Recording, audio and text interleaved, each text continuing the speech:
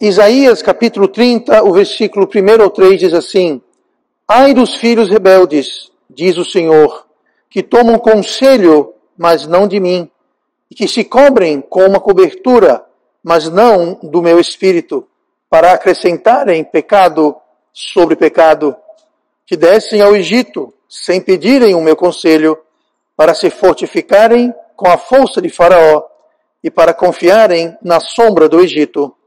Porque a força de Faraó se vos tornará em vergonha, e a confiança na sombra do Egito em confusão. O nosso texto hoje, ele começa com um aviso, no versículo 1. Ai dos filhos rebeldes, diz o Senhor. Essa palavra, essa expressão ai, é uma palavra que exprime, transmite dor, lamento, pesar. É uma queixa, é um aviso. Note que se trata de pessoas que são de Deus. Não está aqui falando sobre pessoas do mundo, mas são pessoas que estão pelo menos dentro do círculo, pessoas que pelo menos se identificam ou que chamam pelo nome do Senhor. Ai dos filhos rebeldes. Ao usar filhos, ele está se referindo ao povo de Israel, ao seu povo. Obviamente não está se referindo a nós, mas nós podemos tomar esses princípios, sendo nós também o povo de Deus. Sabemos que filhos, quando se fala em filhos de Deus, no Novo Testamento, está falando sobre pessoas salvas, pessoas que ouviram, entenderam e confiaram, receberam o Evangelho. Se você olhar no Velho Testamento, os filhos podem ser filhos, no sentido literal, e aqui é filhos rebeldes, se referindo a Israel, mas quando se fala sobre filhos de Deus, no Velho Testamento, está se referindo aos anjos. Tá? Pode fazer um estudo sobre isso. Filhos de Deus, no Velho Testamento, está falando de anjos, seres angelicais. Filhos de Deus, no Novo Testamento, está falando sobre nós, pessoas salvas. Mas aqui está falando ao povo de Deus. Só quero realçar e ressaltar que esse aviso é a respeito das pessoas, como eu disse, que se identificam ou se chamam pelo nome de Deus. Não está falando para as pessoas do mundo, as pessoas rebeldes do mundo. E o mundo é rebelde a Deus. O mundo é contrário a Deus. O mundo jaz no maligno. O mundo está no controle do maligno. Então, se trata de pessoas que são de Deus e esse pesar, essa dor, é o destino, é o caminho e destino de todos os rebeldes. E Deus aqui está dando esse aviso. Então, eu quero fazer a pergunta. Será que nós somos rebeldes? Esse aviso foi dado ao povo de Israel porque eles não se achavam rebeldes. Eles eram, mas não se achavam rebeldes. E foi através desse aviso que Deus está chamando a atenção dele. Então, eu quero ver algumas coisas a partir do texto de hoje que identificam e qualificam o que seria uma pessoa rebelde aos olhos de Deus. Então, olhe comigo no versículo 1, nós vamos ver aqui a primeira característica de um rebelde na Bíblia. Versículo 1. Ai dos filhos rebeldes, diz o Senhor, que tomam conselho, mas não de mim. Que se cobrem com uma cobertura, mas não do meu espírito. Para acrescentarem pecado sobre pecado. A primeira característica de um rebelde é que rebeldes não querem Deus. Eles não querem saber de Deus. Eles podem achar que querem Deus, eles podem se enganar que querem Deus, mas na realidade eles não querem Deus. E isso é demonstrado de onde eles buscam conselho. Aonde você busca conselho? Por conselho eu me refiro aonde você busca direção. Aonde que você vai buscar o raciocínio para tomar as decisões que você toma. Note que os filhos rebeldes, eles não tomam conselho, eles tomam conselho, mas não de mim. Então não é que eles não buscam conselho, eles buscam conselho, mas não de Deus. Qual outro lugar nós podemos buscar conselho? Bom, tem o mundo, amigos, família, filosofias mundanas e sutilezas do mundo. E muitas vezes nós estamos espelhando essas atitudes às nossas vidas e ainda achamos que estamos não sendo rebeldes a Deus. Mas se nós buscamos o nosso conselho fora de Deus, nós estamos de fato sendo rebeldes contra Deus. E que se cobrem com uma cobertura, mas não com o meu espírito. Pastor, o que é essa cobertura? Bom, aqui o contraste é cobertura, seja lá o que for, e o Espírito de Deus. Quando você busca cobertura no Espírito de Deus, é justamente você está buscando proteção, você está buscando abrigo, segurança em Deus. Então, os rebeldes, eles não buscam segurança, proteção ou cobertura em Deus. Eles buscam no mundo, ou em outro lugar, mas não Deus. Todo mundo segue conselho. Todo mundo busca alguma espécie de cobertura para dar segurança, para dar abrigo. Todo mundo busca. Formalmente ou informalmente, todo mundo busca conselho. A palavra conselho, no dicionário, é descrita como opinião, parecer. O que alguém pensa é importante para você ou o que Deus pensa é importante para você? O que o mundo pensa é importante para você ou o que Deus pensa é importante para você? Eu comentei semana passada, se eu estava aqui, só lembrar desse comentário que eu fiz. Conversando com o irmão, não domingo passado, retrasado, a igreja que eu preguei lá nos Estados Unidos, depois do culto conversando, ele falou assim, os Estados Unidos está vivendo há muito tempo já, várias décadas, uma época de idolatria, onde as pessoas, inclusive o povo de Deus, não está interessado no que Deus fala, mas está interessado no que o artista, o cantor, o atleta, ou alguma outra celebridade. Eu acho impressionante uma celebridade, seja ela o que for, falar alguma coisa, todo mundo... Gente, se você é uma celebridade, você é bom em chutar uma bola, cantar uma música, você é um especialista em chutar a bola e cantar música. Mas não venha ser especialista em qualquer coisa fora da área que você conhece, não. Só porque alguém sabe rebolar, não quer dizer que ele entende nada sobre nada, a não ser rebolar. Se alguém sabe chutar uma bola ou lançar uma bola, meus parabéns, boa sorte, vá treinar, vai cuidar da sua vida. Mas não venha dar palpite. Hoje em dia, quando alguém famoso fala qualquer coisa, todo mundo... Jovens, quando um jogador corta o cabelo assim, no outro dia está todo mundo cortando o cabelo assim. Uma atriz famosa usa uma roupa, ou uma desroupa, no outro dia está todo mundo copiando. Sabe o que é isso? É buscar conselho, mas não de Deus. É buscar cobertura, mas não do Espírito Santo, de Deus. De onde nós buscamos o nosso conselho? De onde vem aquilo que nos influencia? E convenhamos, todos nós somos influenciáveis. O ser humano é muito influenciável. Por isso que temos que vigiar com quem nos cercamos, quem admiramos, quem idolatramos. Não é à toa que chamam as celebridades de ídolos. Eu digo mais, eu vou além. Tem muita gente que acredita certas coisas a respeito de Deus porque o pastor falou. Eu estou aqui há quase 20 anos eu falo a mesma coisa. Só porque eu falo, não é porque eu sou pastor, o que eu falo é verdade. Mas, se eu mostrar na Bíblia um texto dentro do seu contexto, então não sou eu que falo, é Deus que fala. Tem muito pastor por aí falando bobagem. Fazendo bobagem. Mas é pastor, não pode falar contra. Engraçado, a minha Bíblia não fala isso, não. A Bíblia fala que a coisa mais nobre é checar nas Escrituras se essas coisas são assim, como fizeram os bereanos lá no livro de Atos. Cheque na Bíblia. A Bíblia é nossa autoridade, não um pastor, ou uma igreja, uma religião, ou um ídolo, ou uma celebridade, um cantor, uma cantora, uma atriz, não me interessa. Porque o fulano apoia ciclano. Direito deles. Mas não deixe ser influenciado. Não busque conselhos ou influência fora de Deus. Por quê? Porque você está se fazendo um filho rebelde. E filhos rebeldes não querem Deus. Preferem ouvir, seguir, buscar, ser influenciado por qualquer outra coisa, menos Deus. E o resultado é sempre o mesmo.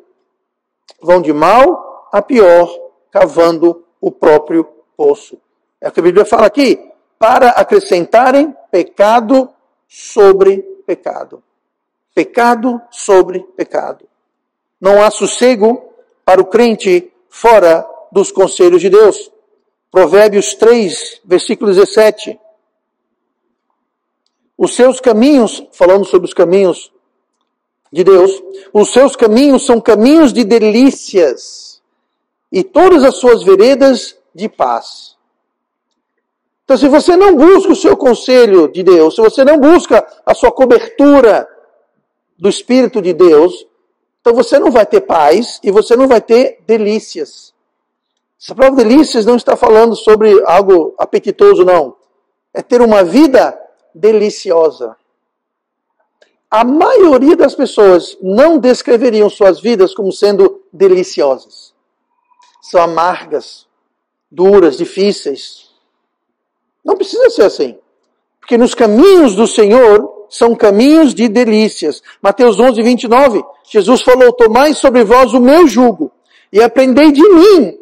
Aprendei de mim, não do mundo. Aprendei de mim, buscar conselho de mim. E aprendei de mim, que sou manso e humilde de coração, e encontrareis descanso para as vossas almas. Quer descanso para as vossas almas? Então aprenda com Jesus. Tome o jugo. O jugo é um implemento agrícola que é interessante. Você não consegue colocar um animal num jugo. O jugo é para 2 animais.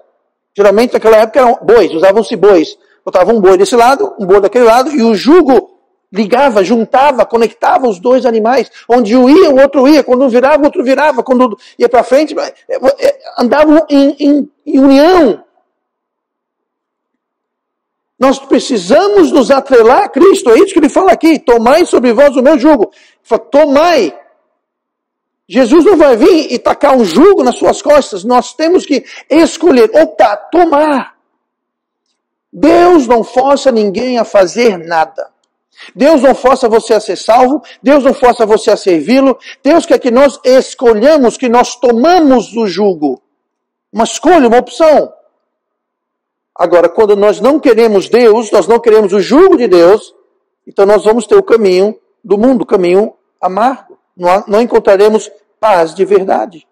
Rebeldes não querem Deus, rebeldes não querem o conselho de Deus. Nós lemos em Isaías 30, o mesmo capítulo, no versículo 9, porque este é um povo rebelde, filhos mentirosos, que não querem ouvir a lei do Senhor. Por que Deus aqui está chamando eles de mentirosos? É um povo rebelde. Ele já falou isso no versículo 1, filhos rebeldes. Aqui fala, é um povo rebelde, filhos mentirosos. Porque o filho rebelde é mentiroso porque ele diz querer Deus. Com a boca ele diz que quer Deus, mas o seu coração não quer Deus. É só de boca para fora. Jesus falou isso no Novo Testamento, esse povo me honra com seus lábios, mas o seu coração está distante de mim. Rebeldes mentem, eles falam, professam, mas é só palavras. No fundo, não querem Deus, não querem seus conselhos e mentem e dão mau testemunho, porque quem ouve suas mentiras de que eles querem Deus, que eu sou de Deus, porque Deus é importante, porque Deus isso e Deus aquilo, mas a sua vida reflete o oposto. Por isso que o nome de crente às vezes é tão vil. O nome de crente é tão arrastado na lama. Por quê? Porque tem muito filho rebelde que fala que quer Deus, que fala que segue Deus, que fala aleluia, glória a Deus, paz disso, paz daquilo, mas na prática vive uma vida cheia de mentira, desonestidade, sem ética, sem amor, sem respeito. Mas vive enchendo a boca de Deus. Filhos mentirosos, um povo rebelde. E assim o povo de Deus ganha essa má fama. Rebeldes buscarão e acharão quem diga o que eles querem ouvir. Eles vão para uma igreja, não gostei do que esse pastor falou, eu vou para outra. Se não gostar do que o pastor falou lá, vão para outra. Até encontrar uma que diz, esse pastor sim, esse pastor falou que eu sou lindo, bonito e cheiroso, vou ficar aqui. Olha o que fala o versículo 10 do mesmo capítulo. Isaías 30. Mesmo capítulo, mesmo contexto, mesma história. Quem dizem? Os filhos rebeldes, os filhos mentirosos, que dizem aos videntes, não vejais, e aos profetas, não profetizeis para nós o que é reto. Dize-nos coisas aprazíveis, e vede para nos enganos. Desviai-vos do caminho, apartai-vos da vereda, fazei que o Santo de Israel cesse de estar perante nós. Abri um parênteses aqui. Quando fala aos videntes, que dizem aos videntes, não vejais, e aos profetas, naquela época, você tem que entender, eles não tinham a palavra de Deus. Eles tinham o Pentateuco, e dependendo de qual profeta está escrevendo, no caso aqui é Isaías, teriam talvez algum profeta. Então eles não tinham a palavra toda de Deus. Não estava completa na terra. A palavra de Deus sempre esteve completa no céu, nós sabemos disso. Mas ela não estava naquela época. Então Deus usava o quê? Videntes e Deus usava profetas. Para o quê? Para trazer a palavra de Deus no céu para a terra. Então ele usava videntes, usava profetas para preencher a falta. Hoje não tem mais vidente, hoje não tem mais profeta, hoje não tem mais revelação. Por quê? Porque nós já temos a palavra de Deus completa. Já está completa. Nós temos o que eles não tinham. Mas naquela época eles não tinham. Então Deus usava profetas e videntes. E esses profetas e videntes, eles diziam, não vejais. O vidente via e trazia mensagem. Ele falou, não veja. Não vejais. E aos profetas, não profetizeis. Para nós, o que é reto. Eles diziam, não pregue o que é certo. Eu vou pregar o quê? O que é errado? É o que eles queriam. Aí continua. Dizei-nos coisas aprazíveis. Diga coisas que nós queremos ouvir. Diga coisas que é agradável. Coisas que nós gostamos de ouvir. Não venha trazer algo que vai nos condenar, colocar sob convicção, algo que vai me trazer alguma contrição. Não. Nós queremos uma pregação assim. Deus é amor, Deus ama todo mundo e vocês são todos maravilhosos. É isso aí. É essa pregação que eu gosto. Hoje não tem vidente, hoje não tem profeta, hoje nós temos a Bíblia e muitos crentes rebeldes dizem, isso não é para hoje. É a mesma coisa que faziam. Vidente não veja, profeta não profetize o que é reto, diga-nos coisas aprazíveis, coisas que nós gostamos de ouvir. Hoje muito crente pega a Bíblia e faz assim, ó, eu não vou rasgar minha Bíblia, mas eles fazem assim, ó, não gostei disso. Isso não é para hoje. Esquece isso. Eles saem cortando, recortando, tirando, dizendo a mesma coisa. Naquela época eles não tinham a Bíblia, mas diziam para os videntes e para os profetas, não nos digam que nós não queremos ouvir. Filhos rebeldes. Filhos mentirosos. É o que Deus está dizendo. Isso foi escrito há mais de 1000 anos atrás. E hoje o que nós temos é a mesma coisa. Por quê? Não é novidade, não há nada novo debaixo do sol. O ser humano é o mesmo. Na época de Adão, é o mesmo hoje. Estou conversando com o Eugene hoje. Ele falando sobre lá na África, como é que é algumas pessoas. E eu até comentei com ele, falei, ó, lá na África é assim, aqui no Brasil é assim, nos Estados Unidos é assim, na Europa é assim. Eu já evangelizei na Europa, nos Estados Unidos, no Brasil. Nunca na África ainda, mas quem sabe um dia, se Deus quiser. Mas sabe de uma coisa? Todo ser humano é igual, o coração do homem é o mesmo. São as mesmas preocupações, são os mesmos medos, são as mesmas fraquezas, são as mesmas queixas, as mesmas dúvidas, a mesma falta de fé. É a mesma coisa. Não interessa se é africano, japonês, chinês, americano, europeu, se é rico, se é pobre, se é analfabeto ou não. Não interessa, todo mundo é igual.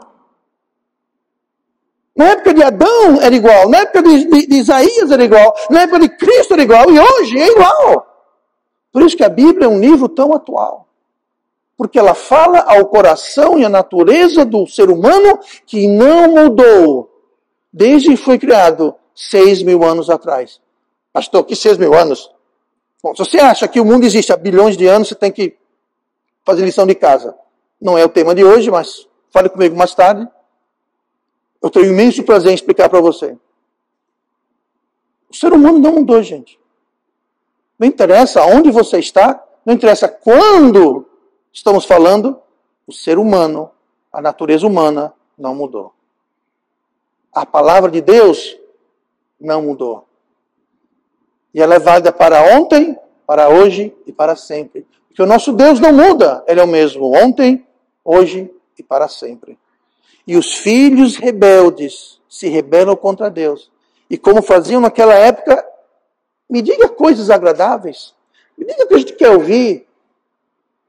Ou eles mesmos saem cortando, dilacerando, escolhendo o que eles querem. Filhos rebeldes. Olha o versículo número 2. A primeira característica, filhos rebeldes, que eles não querem Deus nem o conselho de Deus. A segunda característica, que descem, falando ainda sobre os filhos rebeldes, que descem ao Egito, sem pedirem meu conselho. Aqui já entra a questão do conselho, mas vamos lá. Para se fortificarem com a força de Faraó e para confiarem na sombra do Egito. Sempre que no Velho Testamento você lê sobre o Egito, saiba disso. O Egito representa o mundo. Especialmente lendo os profetas, quando fala em Egito, o Egito representa o mundo, o sistema mundial. É o oposto de Deus. É o mundo, o mundão. E tudo aquilo que o mundo vem a oferecer. E todo rebelde, todo filho rebelde, tem a ilusão de que vão se dar bem. Indo para o Egito, indo para o mundo. Que vão ter vantagens. Vão adquirir meios, vão adquirir força, riqueza. Um exemplo bastante cedo dessa ida para o mundo foi o próprio Abraão, que, desobedecendo a Deus, foi para o Egito e se deu muito, muito mal. Não vou entrar no detalhe porque a gente não vai sair daqui hoje, mas ele figurativamente desobedeceu a Deus e foi para o mundo. Abraão, o pai da fé. Pois é. Então, eles vão para o mundo para quê? Que descem ao Egito sem pedir o meu conselho. Se você pedir para Deus, eu devo ir para o mundo, adivinha o que ele vai dizer? Você está brincando, né? Uma vez, anos atrás, alguém perguntou para mim, eu vou tentar não entregar aqui, essa pessoa não está aqui hoje mais, mas perguntou para uma coisa que era claramente contra a palavra de Deus. Eu falei, pastor, você acha que eu devo fazer assim, assim, assim, assim? Eu falei, por que você está me perguntando isso? Você sabe a resposta. E você sabe o que eu vou responder? Por que me perguntas isso? É a mesma coisa. Eles vão para o Egito sem pedir, como é que fala aqui? Sem pedir o meu conselho. Por quê? Porque se pedir o conselho, vai ser não. Mas eles não querem saber de Deus, eles querem o mundo. Então, eles vão para o Egito, não interessa se Deus quer, se Deus não quer. Eles querem para o mundo. Eles querem rejeitar Deus. E note como eles não buscam o conselho. Essa ilusão de que vão se dar bem no mundo, que vão se dar bem no Egito, essa ilusão acaba quando a realidade bate na porta. O versículo 3, na sequência. Porque a força de Faraó se vos tornará em vergonha, e a confiança na sombra do Egito em confusão. Primeiro Deus fala assim, você está confiando no Egito? O Egito é uma sombra. É uma sombra. Não faz nada. Uma sombra, por maior que seja, a sombra não vai te ferir, não vai te matar. Uma sombra não é uma sombra. E aquilo que nós tanto colocamos fé, tanto buscamos uma solução no mundo, Deus fala, sabe o que é uma sombra? Você só vê aquela sombra, mas não tem substância. É uma sombra. Não é nada. Mas ele fala que essa sombra tornará em vergonha e em confusão. Ou seja, você vai rejeitar Deus, não você, é claro, mas a pessoa vai rejeitar Deus, vai ir para o mundo e vai ser envergonhado. Ah, pastor, mas não, eu conheço uma pessoa, um crente. Ele foi para o mundo e se deu muito bem. Ok. Não era crente. Como assim, pastor? Hebreus fala que Deus açoita todo aquele que recebe como filho. Se um filho de Deus, rebelde e mentiroso, vai para o mundo e não recebe os açoites do Senhor, lá em Hebreus fala, se não tens disciplina, então sois bastardos. Ou seja, não são meus filhos. Quando você vê um crente que foi para o mundo e se deu bem, é porque não era crente. Porque se fosse crente, Deus ia lá e fazia assim, ó. Vem aqui, meu filho. Vamos ter uma conversinha, chegue mais. Deus não vai deixar os seus filhos ir para o mundo e ficarem impunes. Não vai. Isso não acontece. A bênção do Senhor que enriquece. Por quê? Porque a bênção do diabo não enriquece. Traz com si pesar. A bênção de Deus enriquece e não traz pesar. É o que a Bíblia nos diz. Então, quando você vê alguém que se diz filho de Deus, vai para o mundo, faz tudo errado, faz tudo, mente, rouba, trapaça, engana, peca, tudo quanto é jeito. Se deu bem? Não, não se deu bem. Simplesmente ele está indo no caminho do mundo. Sabe por que o mundo ainda existe? É porque Deus não traz o salário do pecado no mundo. Ele deixa o mundo correr. Não com o povo de Deus. Julgamento começa na casa de Deus. O mundo já está condenado. O povo de Deus não. Quando o povo de Deus sai da linha, Deus vai lá e para trazer de volta. Ele corrige, ele açoita, ele disciplina para trazer de volta.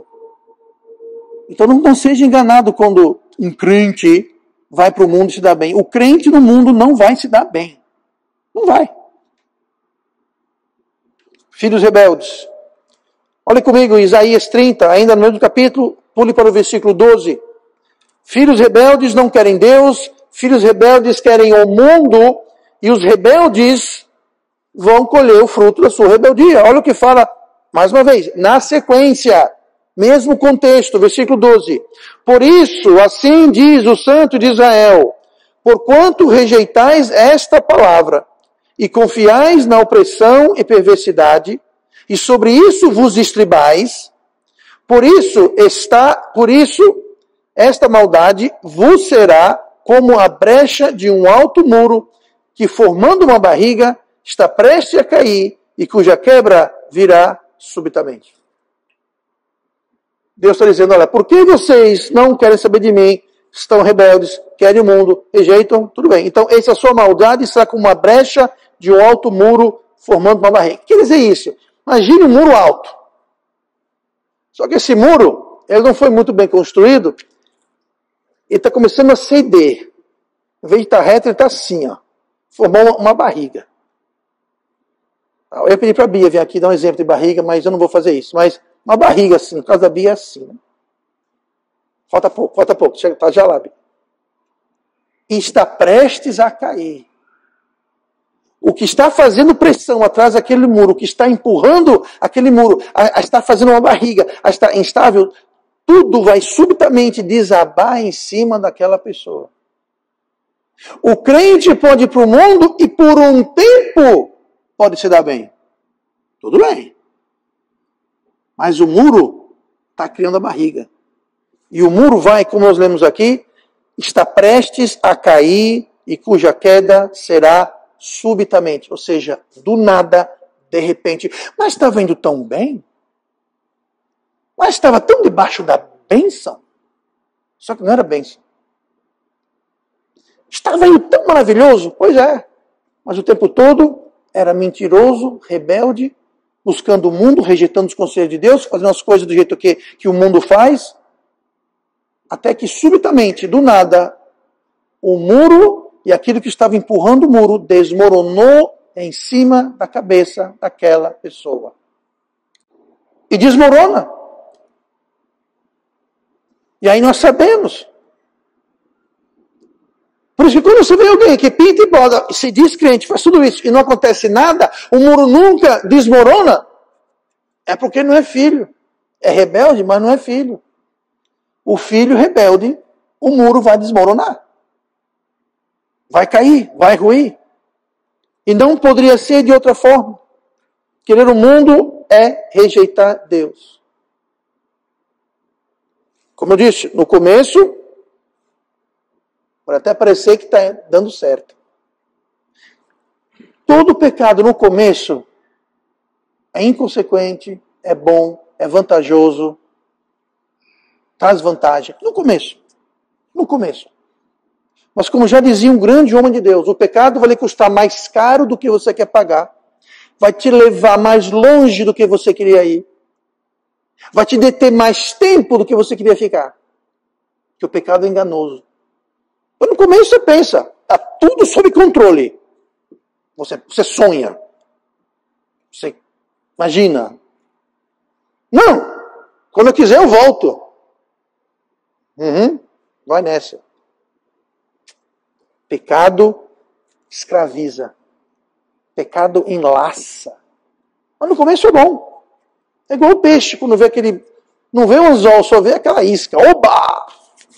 Aí vai lá, dá umas mordidinhas. É bom. A mordidona. Aí nessa é fisgado. Aí parou a graça. Aí não é mais gostoso nem atrativo. O pecado funciona da mesma forma.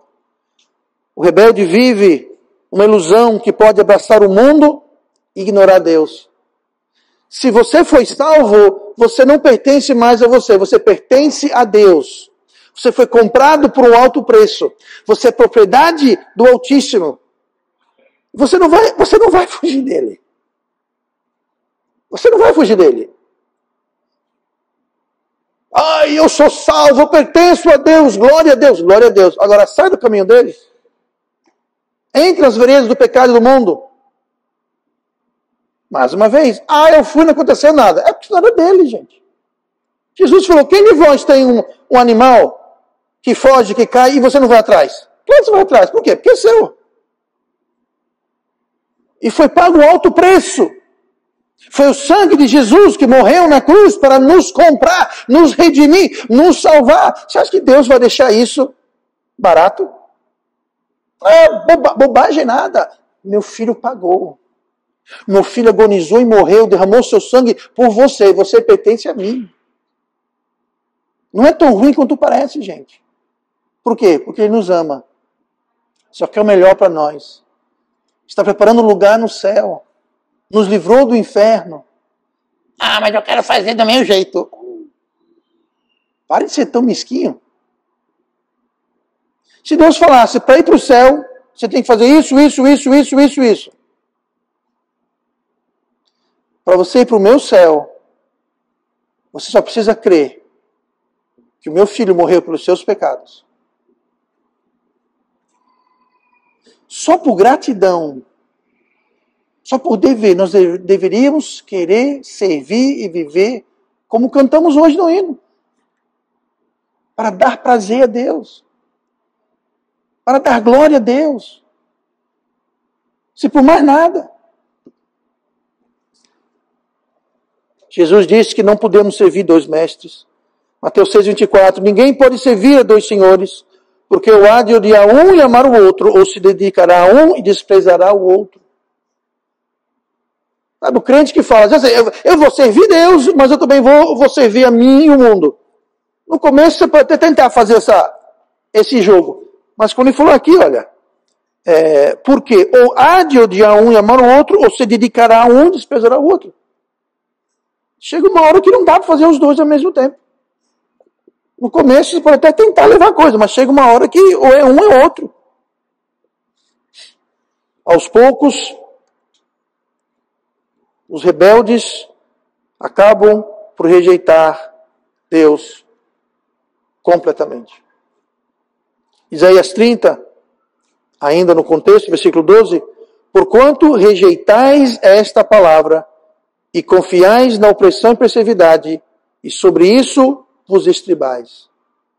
Estribar é o quê? Estribais vem de estribo. Estribo é aquela peça na sela do cavalo, que você coloca um pé de um lado, pé do outro, e você se apoia e se equilibra no cavalo nas estribas.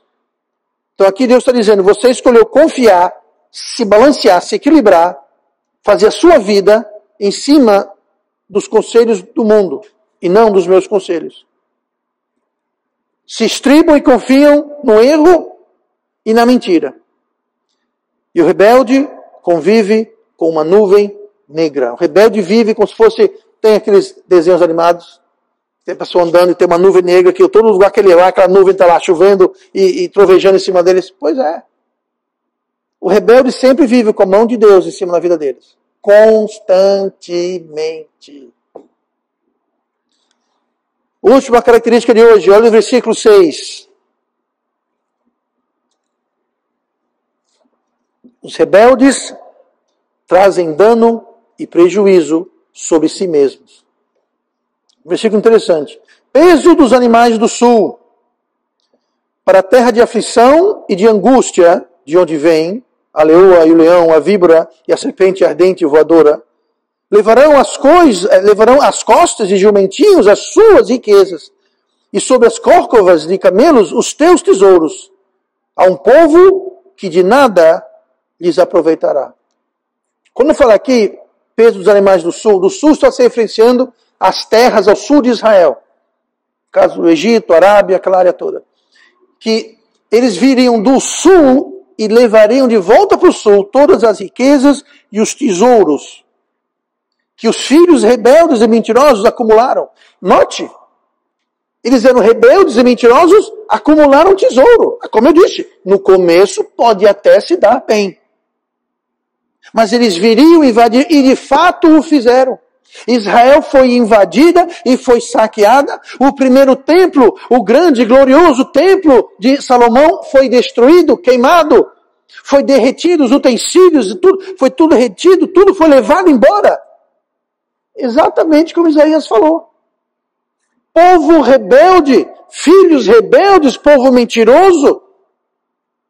Vocês rejeitaram minha palavra e por causa disso, toda a riqueza que você acumulou vai ser levada para o sul, vai ser levada embora. Você juntou e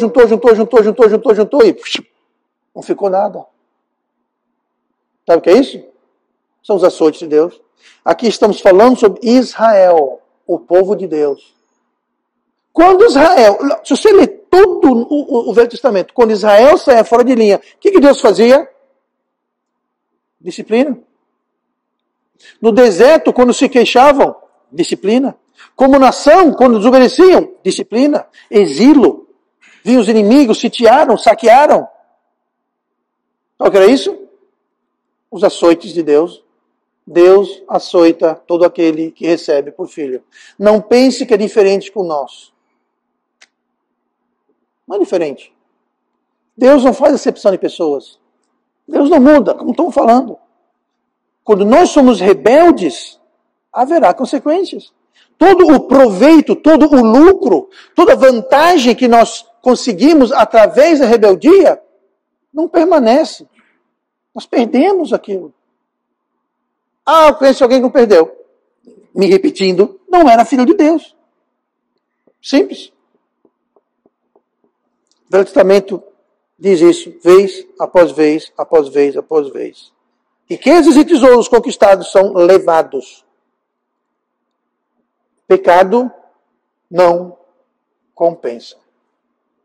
Qualquer vantagem, qualquer progresso, qualquer benfeitoria, qualquer prazer, qualquer coisa obtida através do pecado é tingido com a morte.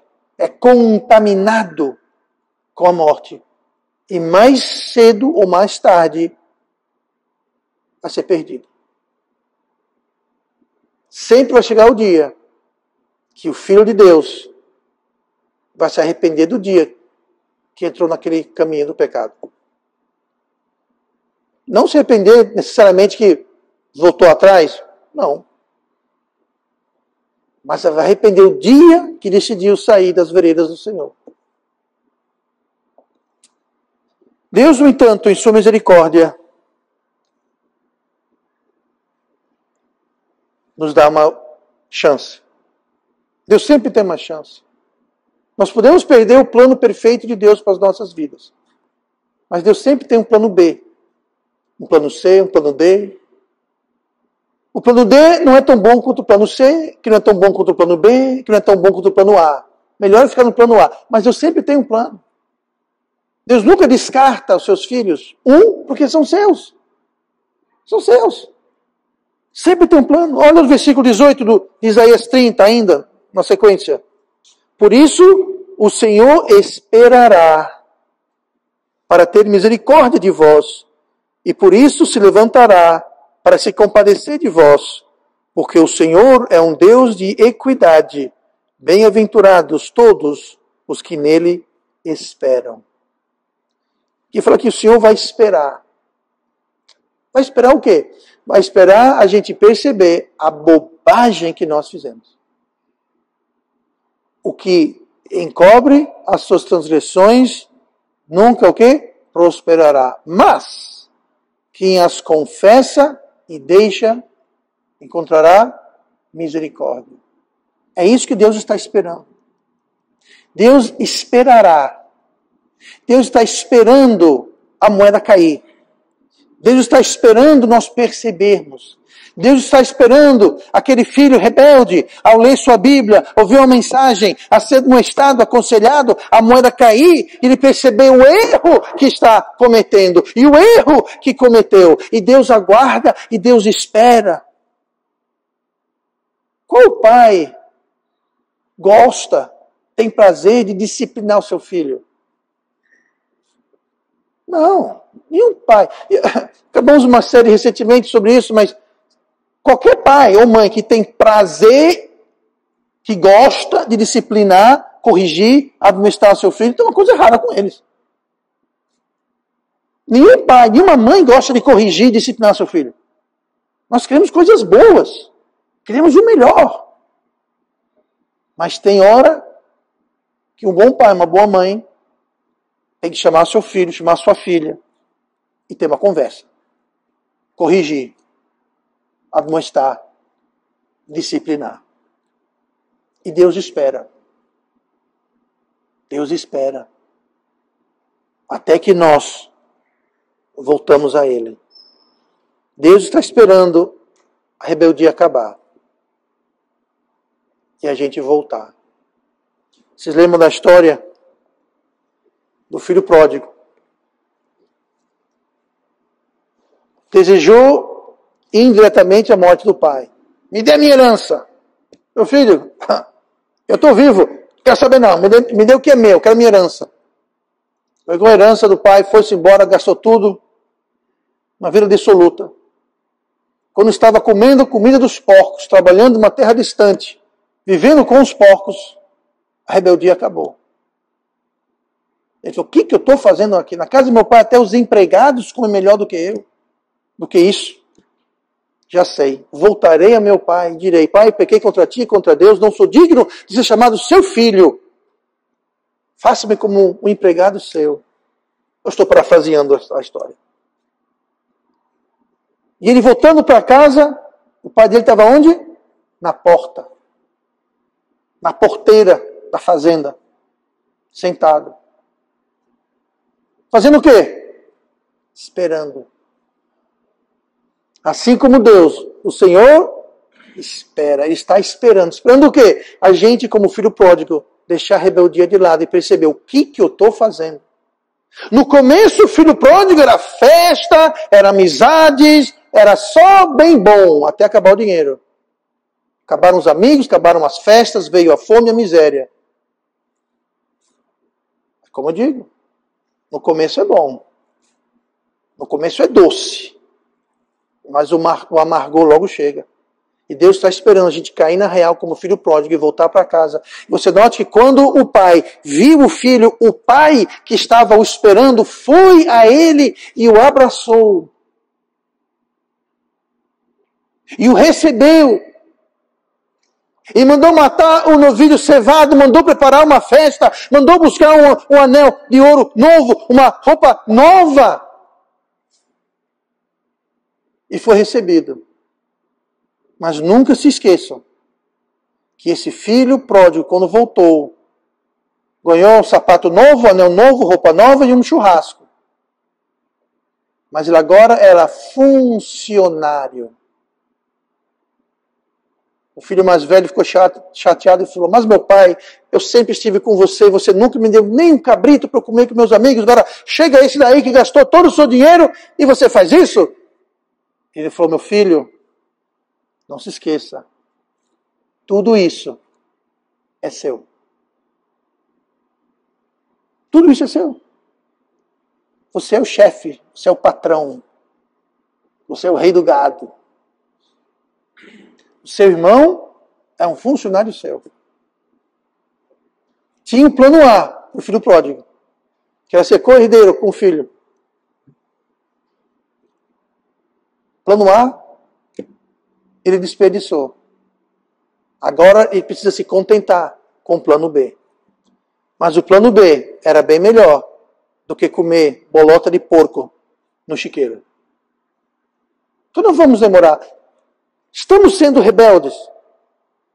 A única pessoa que pode responder isso é cada um de nós. Não cabe bem chegar e falar, você, você e você. Eu só sei de mim.